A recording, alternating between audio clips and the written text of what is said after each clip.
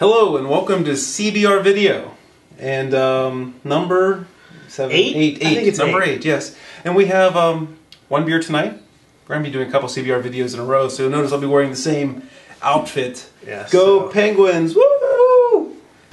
So. Well, no need to go anymore. They already won. Yeah. Well, go Penguins for next year. Jeez, it never ends, does it? They signed Bill Guerin, so we're gonna make another run. Let's grab the tall one first.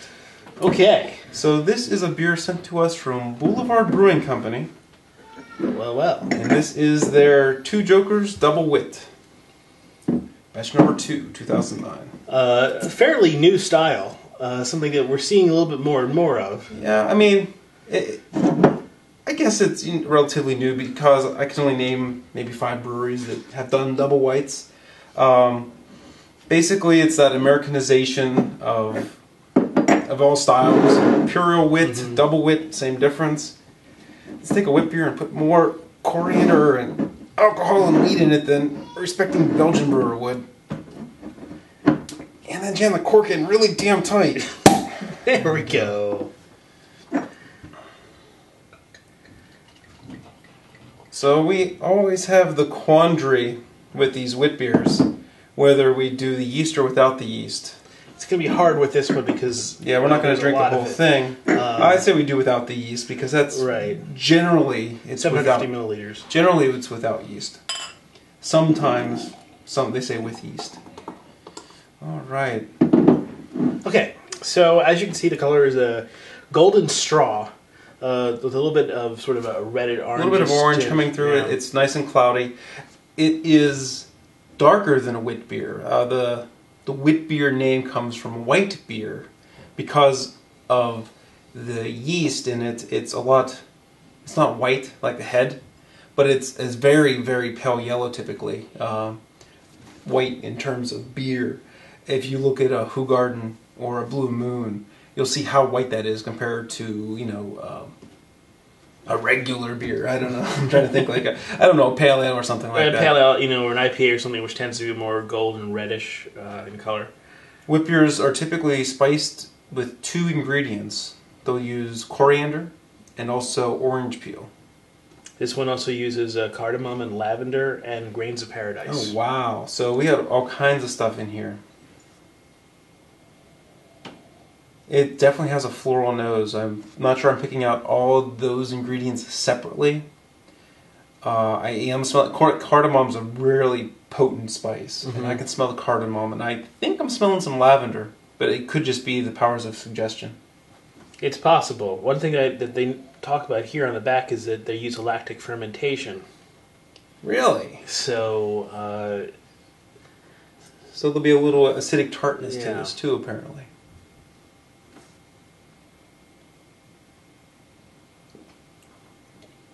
Oh, yeah. That's fascinating.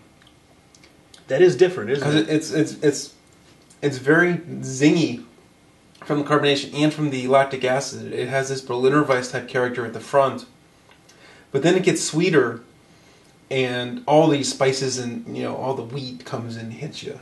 I think I tend to not like this style too much because they end up being coriander bombs. And as much as I love cilantro, I'm not a huge fan of coriander, the seed version. It works well in a wit, or vit, however you want to call it. No one calls it a... Well, I guess there are people. I guess Flanders, they call it vit. We're going to stick with wit. We're going to stick with wit. It works well with a certain amount of fruitiness and acidity to help bind it, but they generally are big coriander bombs. This one, I think the tartness helps to mitigate some of that coriander, push it down a little bit, and brings the other flavors out. Tartness plays with a lot of those flavors, where it smells like it's going to be this big potpourri basket of flowers. The taste is a lot more level-headed and balanced. The acidity from the lactic fermentation really cuts through all that spice, and they complement each other very nicely. Absolutely. And I'm a fool for sour beer, and this is nice. I've been somewhat disappointed with the Dogfish Head Festina Pesh. It's a Berliner Weiss with peach, and I don't think it's tart enough. I don't think it's sour enough. This one's in the ballpark where I'm looking for, they call it a Neo Blender Weiss, Dogfish does. And I would call theirs a wannabe Neo Blender Weiss. This I would call a Neo Blender Weiss or something like that. But again, they're calling it a double wit because of the coriander and the other spices they put in it. It's interesting. It really is a mashup of several styles, this beer. I had something in my head and I can't remember it. No, it's all right. What was I going to say? It was something interesting too. How far back did it go? It was when you were talking. You were just doing your talk, and I was like, I had something to say. And now I lost it.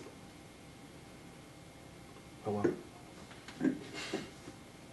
Gone to the ether. Oh yeah, let's not get into the habit of looking at each other too much. I notice we're starting to do that. Sure, look at the camera. We'll look at the camera, but I think, Yeah, we have to, I mean, sometimes, yeah. Sorry. Oh, okay, now I remember. One thing about this beer, and I don't want people to be afraid of it, it's not sour like Alambic. It doesn't have a vinegaryness to it or something along those lines. It's just an appreciable amount of tartness. It's a sour between a lemonade and grapefruit juice. Right. That's a good call. It's not quite as acidic as grapefruit juice, but it's more sour than a not so sweet lemonade. And then a sweet lemonade is totally sour at all. So. Right. It's just mostly sugar. Wow, that was good. Thank you, Boulevard. This was it's part of their Smokestack series. This is the Two Jokers. They had a bad one yet? Not that we've had. Two Jokers Double Wit. Malt beverage brewed with spices. Boulevard Brewing Company is in Kansas City, Missouri. Thank you, Boulevard. We'll see you next time on the next CBR video.